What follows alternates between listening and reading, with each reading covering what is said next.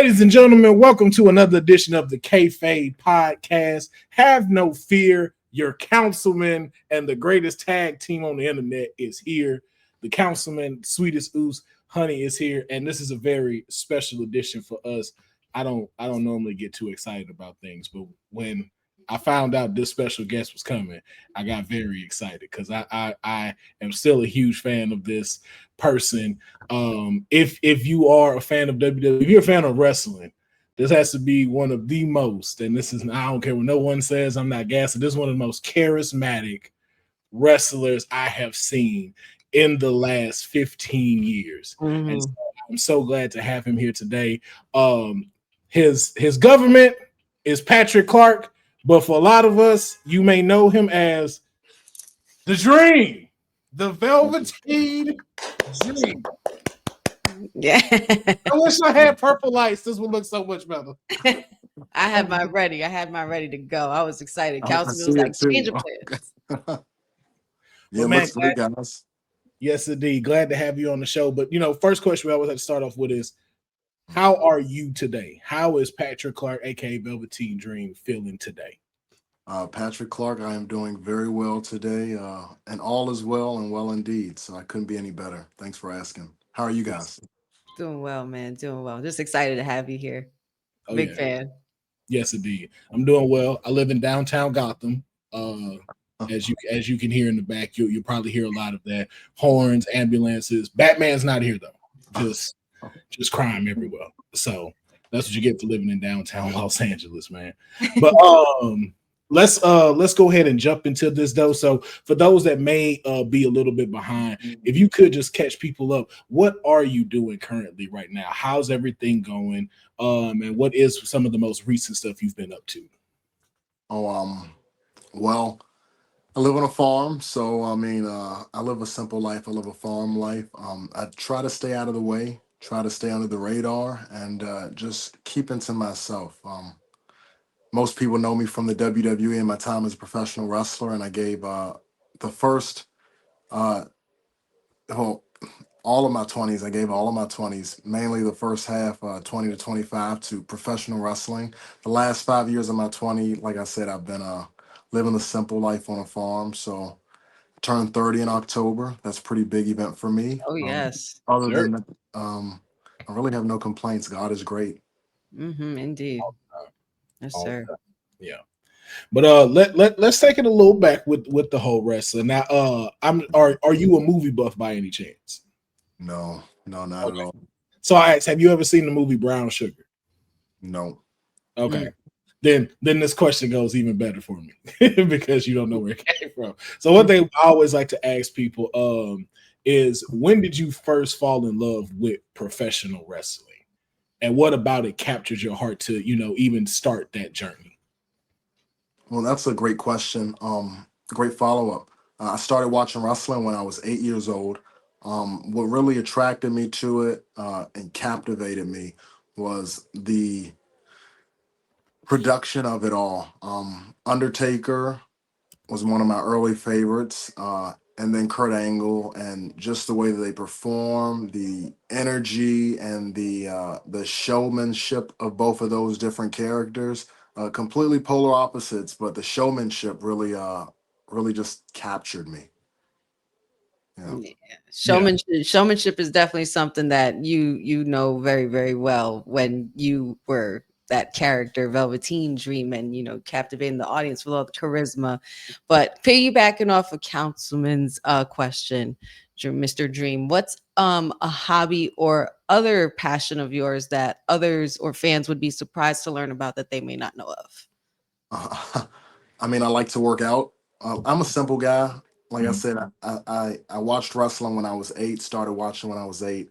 Got the opportunity to work with the WWE. My first contract at 19 years old. And I ended that relationship with them, a working relationship, at the age of 25. So the last 5 years of my life, 25 going into 30, it's the first time in my life where I've really had the opportunity to explore who Patrick Clark is without professional wrestling in his forefront. So I've gotten into a little bit of farming, a little bit of photography, videography. I'm loving the influencer life right now and learning how to promote, not just promote myself, but promote other talent in wrestling. I'm currently working with MCW Pro Wrestling, formerly Maryland Championship Wrestling, but now just straight MCW Pro Wrestling, located in Baltimore, Maryland. So that's where I'm spending a great deal of my creative juices, my brain power, and my physical energy. Yeah. Love Gotcha. that. And farming wise, what are you currently farming these days? Well, currently, my cousin, he runs a garden. This is a family farm in Culpeper, Virginia. And I just help him. I'm what you would call a woofer, a farm hand. I help Yeah, him in his day to day, whatever he needs help with, but he doesn't ask much of me. Um, I, like I said, I'm blessed. I live on a farm. I don't have to worry about anything, not a bill, not a mm, responsibility. I've been given the opportunity to come here, reset my life, and to be as productive as possible. So, as far as the farming goes, that's my cousin, Farmer D. That's his world. mm, I'm just very blessed to live in it. Yeah. gotcha. What would you say is one of the like favorite things that you have about living on the farm? I know, like you said, getting to reset and relax, but what's something that's just like you're out there and you could just feel that absolute joy while this is happening? Oh, the peace.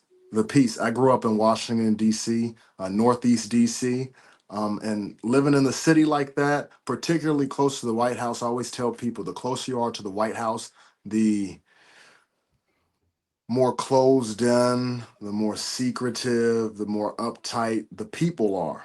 And the Yeah, Mm, further you are, especially the further you get out to your side on the West Coast, the more relaxed, the more peaceful people seem to be, the more connected to themselves and not work. So coming from that chaos, from that city life, and being able to come to the country, it's just complete night and day difference. Just complete night and day. I can go outside um, any time of day I want and not have to worry about. I mean, I'm on private property. I don't have to worry about anything, anybody. I leave my keys in the car when I go out to the oh, store. it's one of those. Okay.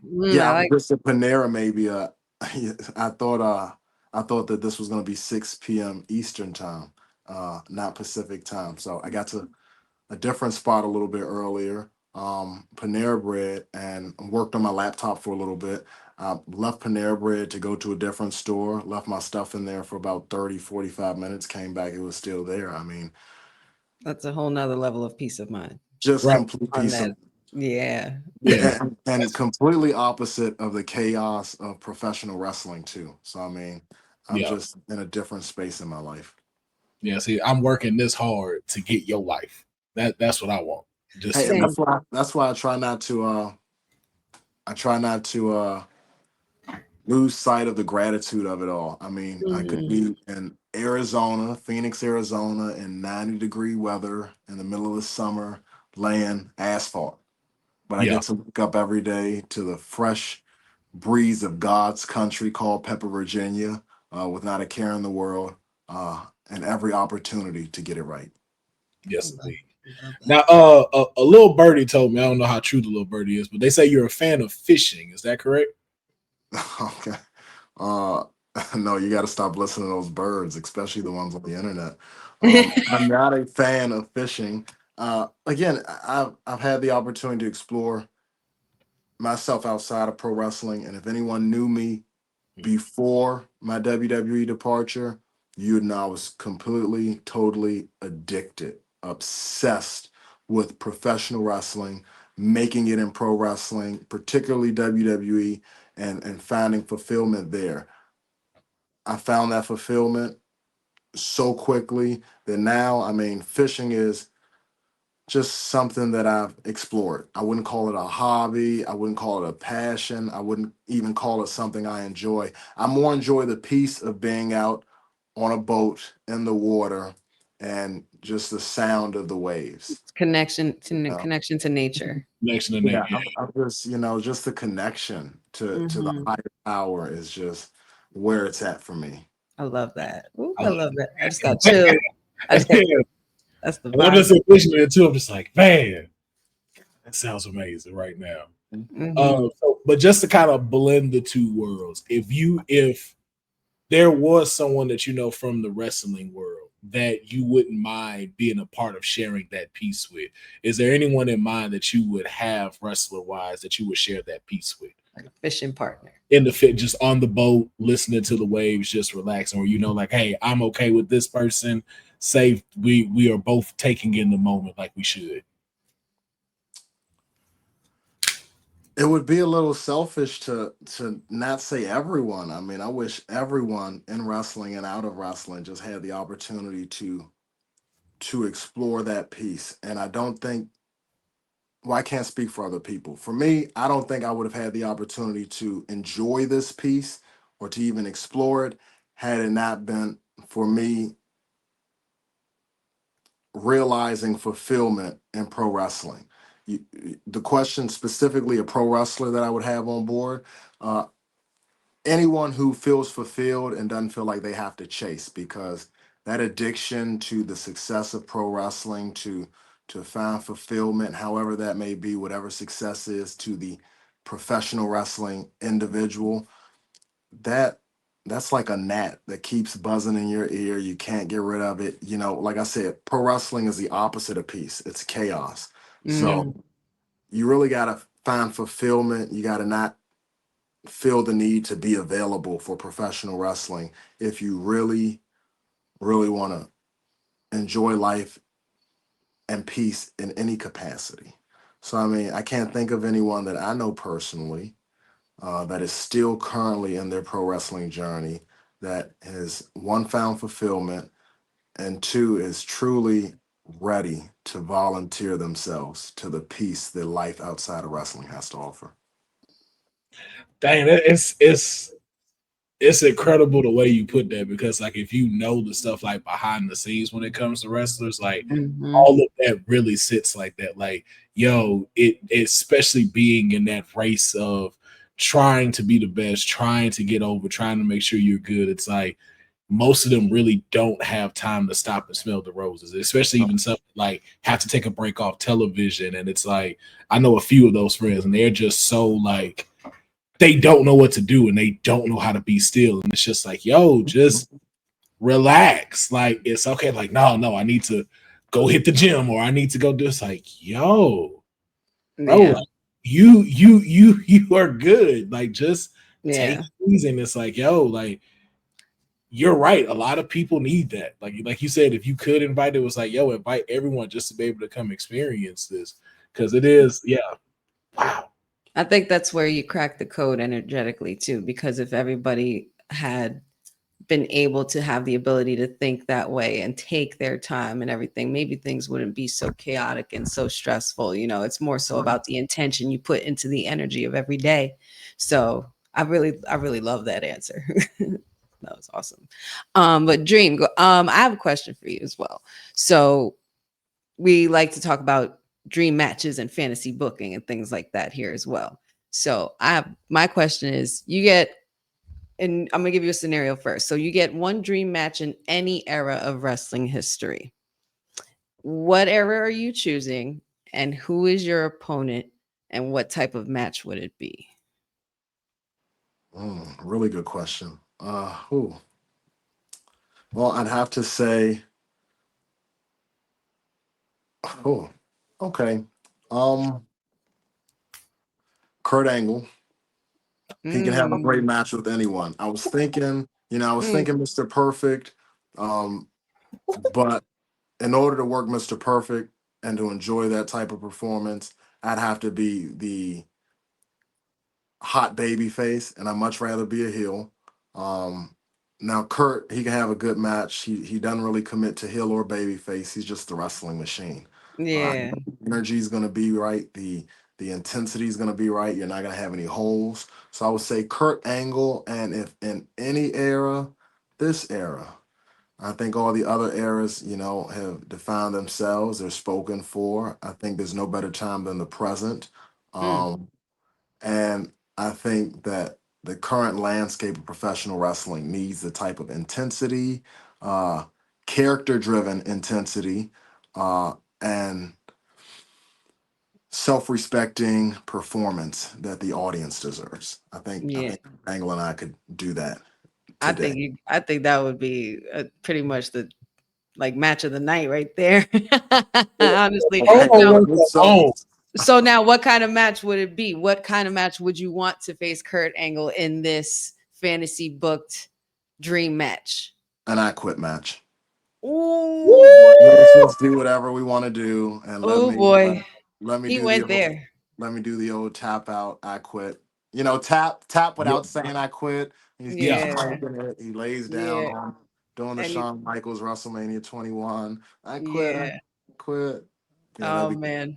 oh, Oh, Kurt Angle and Dream and Velveteen Dream in a I Quit match. Yeah. yeah. Take all my money. Take all my.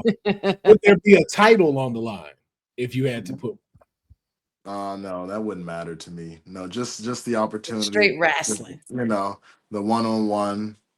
You know, that's all I want. Sometimes those were the better matches. I think a lot of today's fans in wrestling, a few of them, not a lot of like not all of them, but a few of them have kind of lost that whole thing about not a title doesn't have to be on the line for the match to be good or intense, or you know what I mean, or just like a lot of the hype. Sometimes all it takes is just two intense amazing studs, or women superstars as well, to just go at it, and that's all you need. Sometimes when you saw guys like The Rock and Stone Cold go at it, you didn't really need the title. It made it good, but just them alone, and Macho Man and Hogan, Triple H and The Rock, things like that. But Yeah. yeah, I think that would actually be a pretty cool scenario. I like that choice. Good Yeah. answer. Thank you. Who and I quit, man. I just see it already being a style of like the one that he had with Shane and King of the like. That's automatically Yeah. the kind of match I Yeah, saw in my head, just straight brutalized. it's the build up for me though. Like all the promo work weeks before the match Mm, in the mm, ring with one another. Like yo, like just I know the two of y'all would cook in promos together. ugh. Like this would just be like, oh, just the way your mic skills are, and then the way Kurt Angle responds to stuff. It's like, yo, this is finna be incredible. Because that was one of the one things I enjoyed about you. It was like when you beefed, especially as a heel, it was like these breadcrumbs, and you knew exactly how to nitpick at everybody's weakness that brought something out of them Mhm. every time you interacted with somebody. And I was like, every time I watched you wrestle, it was like, yo, if he won or even if he lost, the person he just went up against just elevated a little bit more by interacting with you. And I Mhm. loved seeing that every Tuesday when I used to watch you, especially on the Black and Gold brand. I was just like, yo, so just what you telling us that with Kurt Angle, I'm just like, oh my God. That would for me, that's still the show. I'm like, yo, if they don't main event that because of a title on the line, that's gonna be the show stealer, no matter where Mhm. it's at. That's the one. That's the one. That the title matches after, and they're like, "Oh, we're gonna follow that." Yeah. Right, right. Follow that, MFers. We Yeah, they put that on a shirt at one point in NXT right around the time AEW came around. Go figure. But yeah, follow that, motherfuckers. Yeah. yeah. Yes, I love it. And we'd have definitely been like, I mean, that title match was all right, but the match before that, Well, the title is a gimmick. It's it has its purpose. Normally, it's to enhance a storyline or a character. The title is used as an enhancement, though. It's to help Yes, make something better than what it is on its own. Uh, right. you see a lot of that these days. So just keep that in mind, those who are watching. The title is a gimmick. Yes. yeah. I started to notice that too with like folks that we interview and talk to more. Like when we do these fantasy bookings, like we've really noticed like titles don't mean that much to y'all. As far as like, like some were like, okay, like Sheamus, for instance, has never captured the IC title. But it's just kind of like if speaking to him, they're just like, I'm not tripping. Like if I can get a match, I'd rather have a match with this person and it just be that. I don't need a title on the line, Mm-hmm. to your point. But now sticking into the fantasy booking though, I did want to ask this. Now, because of the agility and your in-ring ability, I always thought of like, yo, he would kill it in battle royals or the Royal Rumble. And so I wanted to know for you, let's say for instance, there's a Royal Rumble with over 100 wrestlers from every era, every promotion, no limit. And who would be the final four and who's winning that Royal Rumble? Ooh. Well, what would the Rumble be for? Would it be a Royal Rumble, so there'd be like a title opportunity at some point? Or I would say I would just say a main event. I would say the main event, main stage. If you want to put a title, it's up to you. I'm leaving that open to you.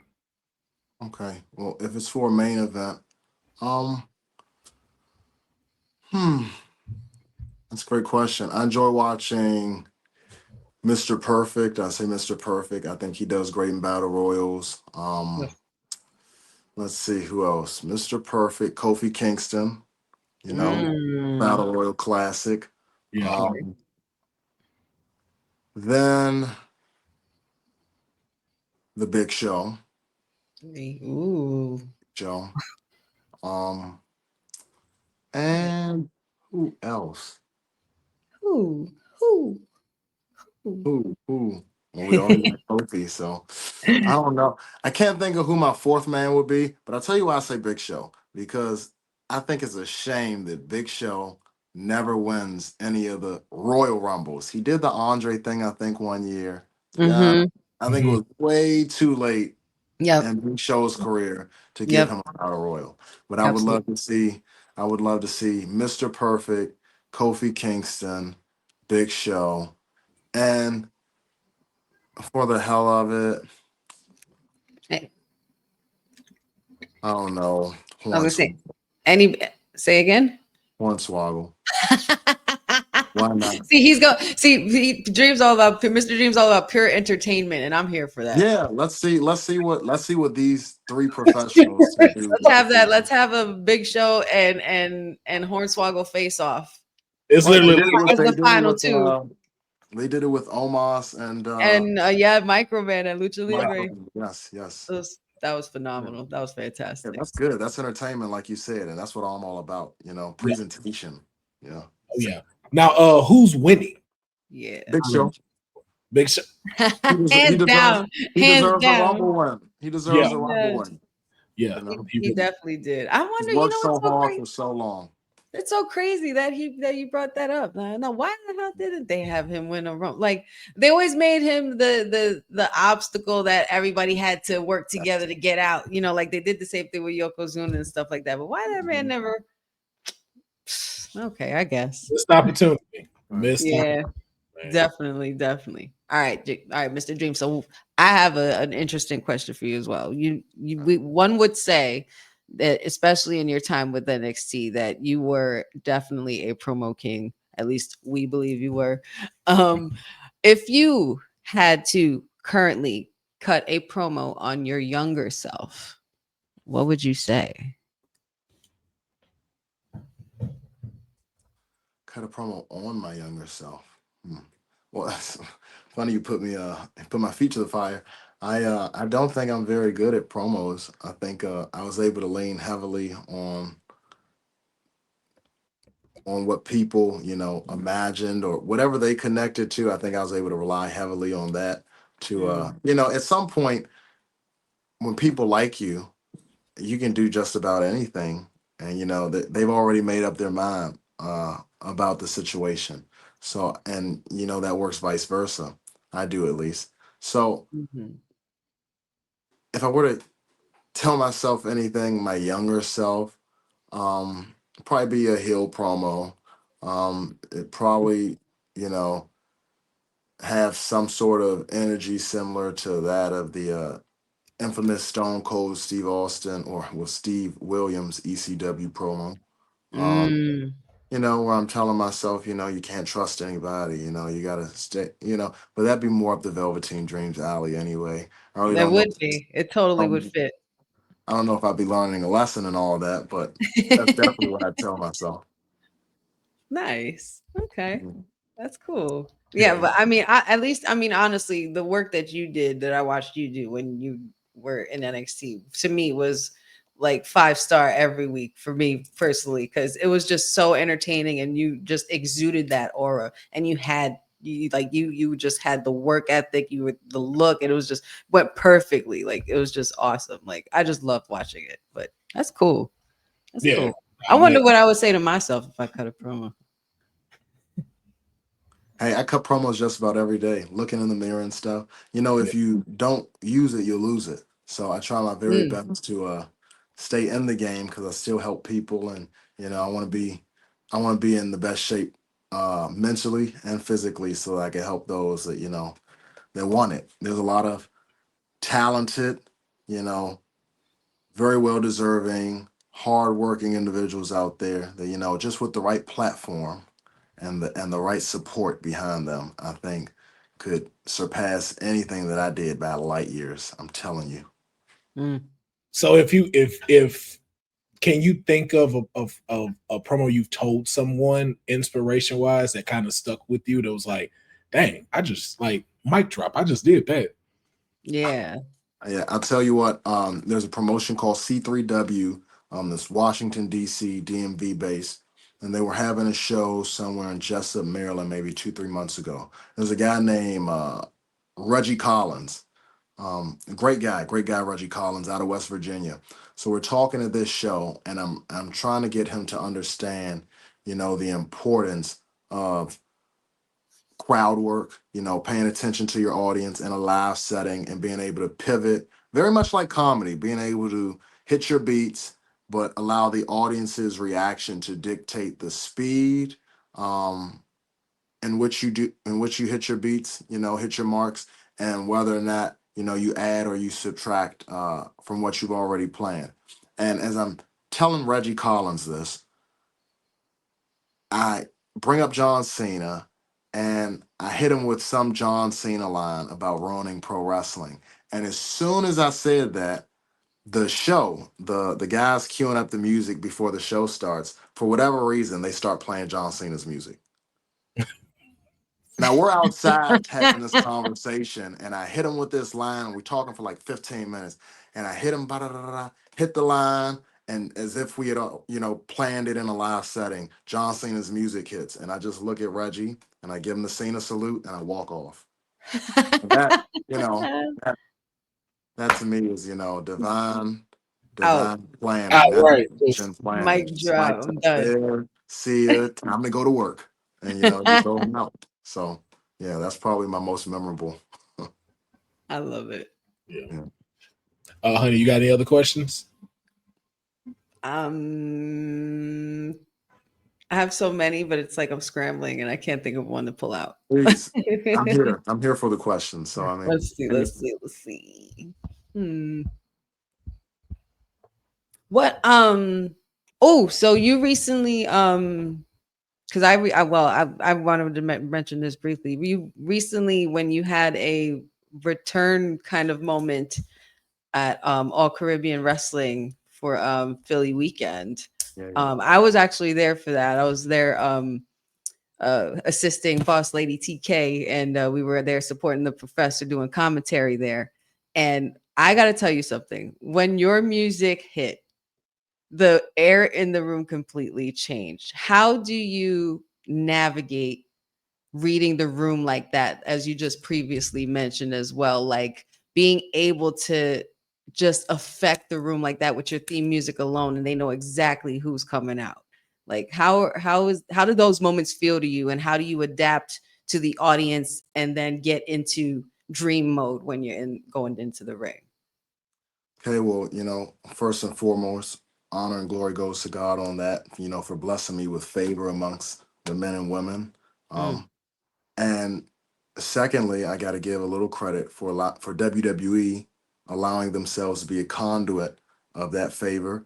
WWE is the greatest production machine outside of Hollywood, and their ability to highlight an individual talent weekly and sometimes bi-weekly, sometimes bi-monthly, for them to be able to highlight someone at any time and space that they decide to, and that individual, based off of production and promotion, for them like myself to be able to garner any type of legitimate, tangible support and to be able to monetize and market that, to me, it just blows my mind. So I just, credit to God, credit to WWE. I did nothing but just showed up and, gave my best effort.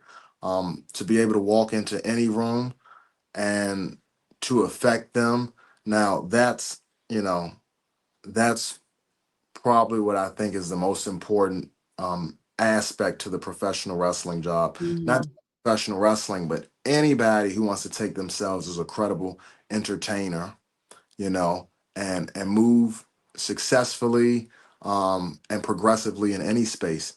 I think you have to be able to manipulate a room full of people, and I think you have to do it with your nonverbals better than you can do it verbally, because you won't always have the opportunity to sell yourself and articulate who you are, where you Right. come from. You won't be able to connect verbally all the time. Some people, don't have the ability to do so verbally, to connect verbally. So I think the ability to just walk into a room and to get the people's attention, like you said, from just the few notes of a theme song, I just I'm grateful for the opportunity to have the opportunity, if that makes Right. sense, to Yeah. even be called to be that person. I mean, I don't think that that's a natural thing to Mhm. do. I think it can be a learned talent, but it amazes me just as much as it may amaze you to get the reaction and get the feedback and the response. I still don't know what to do with it most of the time. Uh, I try to leave leave the people I interact with a positive experience. At least I've learned to do that now. It wasn't always like that, trust me. Yeah. Anybody in like recent years, like in any promotion anywhere in as far as professional wrestling, as far as what you watch, um anybody you have your eye on that you think is like really hot and is like on the right path of like being able to adapt to the audience, such as you mentioned? Um, Anyone I know personally, no. At the Mm. moment, no, not right now, because it takes and hey, you don't know what you don't know, and I've been blessed to learn from some of the best.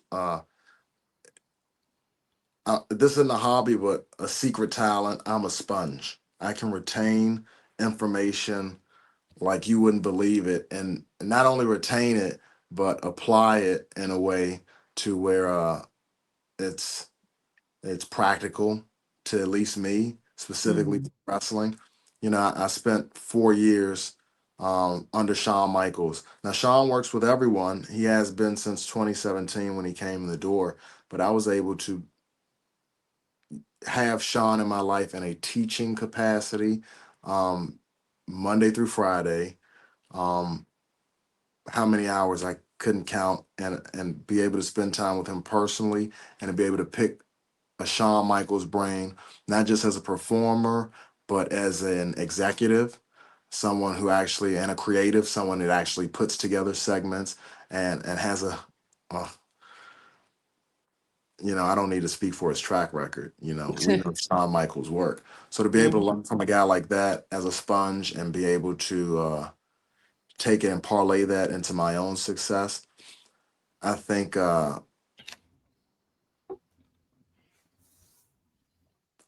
very fortunate to have had that and to been able to, like I said, parlay that into something meaningful.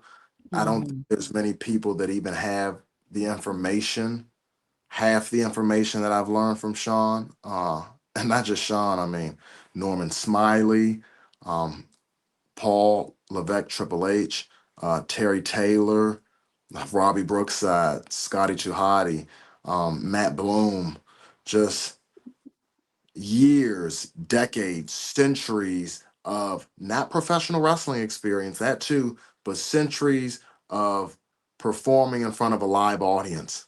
Right. Knowing all the do's and the don'ts, knowing what sounds mean as far as decisions that need to be made. I don't overthink when I go out there. And I think the less things you have to think about, the easier it is to just give yourself almost carnally, and just allow your flesh to do the moving, allow it to be muscle memory. And I think when people, audience members, people that pay their hard earned money to absorb that entertainment, I think when they see you doing that and you're having a good time while you're doing it, they have a great appreciation for it. And like basically sponges learning from sponges, because Yeah. those names that you listed, they were all, workhorses and sponges of the game Yes. that got the tutelage from someone else who did before them, and passing it on you. That's such an important thing, especially in this community and generation. Yeah, we need more of that. Less gatekeeping, more sharing. Each one teach one, and we can grow together. You heard what he said. Yes, indeed. Yes, indeed. Well, that is going to wrap up this episode of our Kayfabe podcast. But before we get out of here, though, I always do like to have our give our special guests a chance not only to let people know where to follow and support, but any final remarks to leave with our Kayfabers, because you obviously just dropped a whole bunch of gems on us, great fantasy bookings that we definitely gonna be talking about for the next couple of weeks. But we always like to allow our special guests to be able to leave something to us to keep us going. So anything you'd like to say to our Kayfabers? Kayfabers, keep Kayfabe alive. It is not dead. We can all learn something from Netflix. Don't worry about it. The future is in great hands. As far as I'm concerned, I just want to say thank you guys for the opportunity to be a part of the podcast. Thank you for extending your platform to me and being so open and welcoming to my story. And to you Kayfabers out there, you can find me on social media at Patrick Jr. at Patrick Jr. on Instagram, and FKA The Dream on YouTube. But please don't follow me. Follow God. He'll take you a lot farther than I will. Ooh, that's it. Glad we asked that question. Oh, glad we asked that question. Ooh, my heart. Man. I feel so full. Thank you for that. It was so great having you on the show. You gotta come. We would love to have you back again as well. Anytime, just let me know. We most certainly will. We will definitely take you up on that. But ladies and gentlemen, thank you so much for checking out another edition of the Kayfabe Podcast. Please be able to make sure that you like, comment, and subscribe to the channel so you can always be able to. Oh, we gotta get off. We gotta get off of it. We gotta hit that. Yes. Day has been made. Yeah. Ladies and gentlemen, thank you so much, and we will catch y'all next time. Peace. Yes.